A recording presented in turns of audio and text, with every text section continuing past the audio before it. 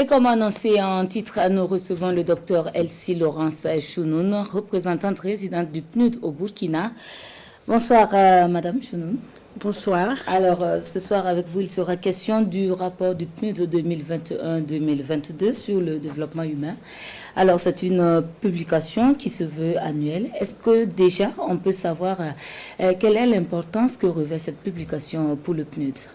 C'est une publication très importante, déjà qui dure, le premier lancement a été fait en 1990, et donc c'est une publication testée qui inclut les statistiques de tous les pays du monde. Et donc, c'est un outil de plaidoyer, je dirais, pour les politiques de développement des différents pays. Et donc, ça donne les grandes lignes d'orientation, les grandes recommandations qui découlent des analyses qui ont été faites de statistiques.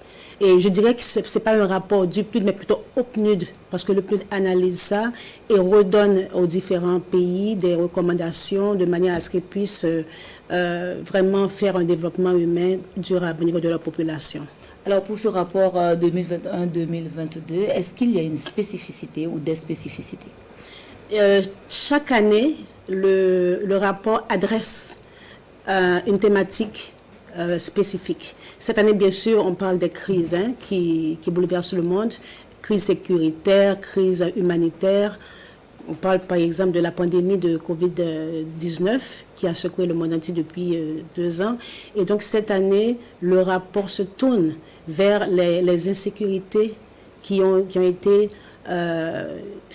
eu lieu suite à ces nombreuses crises et regarde justement quelles sont les priorités et quel est le changement qu'il faut faire et pourquoi est-ce que le monde a régressé pendant ces 2 dernières années. Pas seulement les pays les moins développés, mais tous les pays, 90% de pays ont régressé en termes de développement au niveau de 2016. Et donc on regarde pourquoi est-ce que ce changement, on n'a pas pu effectuer ce changement de manière à dépasser ces crises. Et donc on a pu voir, analyser qu'il y a une certaine polarisation et une certaine insécurité et que ces deux s'alimentent mutuellement qui empêchent justement les gens d'arriver à un consensus pouvant faciliter des politiques visant le développement des populations.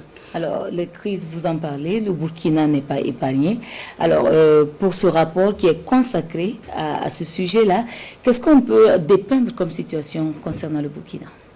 Le Burkina, comme vous l'avez dit, n'a pas échappé non plus à cette régression. Mais il y a eu quand même beaucoup de progrès qui ont été faits, je pourrais dire, de 1999 à nos jours.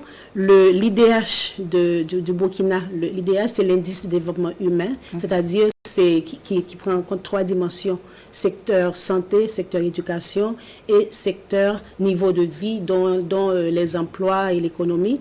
Et donc cet indice-là, pour le Burkina Faso, cette année est de 0,449. Il y a eu une évolution quand même de l'indice de 1999 à 2021 pour le Burkina Faso. C'était 0,293 et c'est maintenant à 0,449, donc une variation de 53,2%. Il y a eu également des avancées qui ont été faites au niveau de notamment l'espérance de vie à la naissance au Burkina Faso, les années moyennes de scolarisation. Il y a eu beaucoup de progrès. Alors là où il faut certainement penser à des changements, à faire des efforts un peu plus, c'est dans l'égalité des sexes.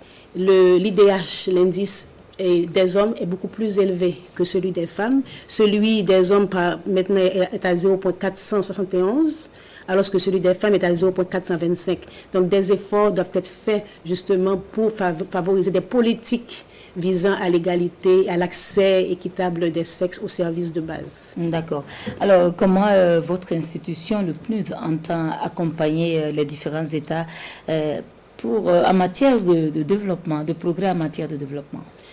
Bon, il faut, étant donné justement qu'il y a des causes profondes qui empêchent qu'on puisse aller de l'avant, il faut une transformation systémique. Ce ne sont pas les mêmes solutions qu'on a prises avant qui vont nécessairement faire le changement.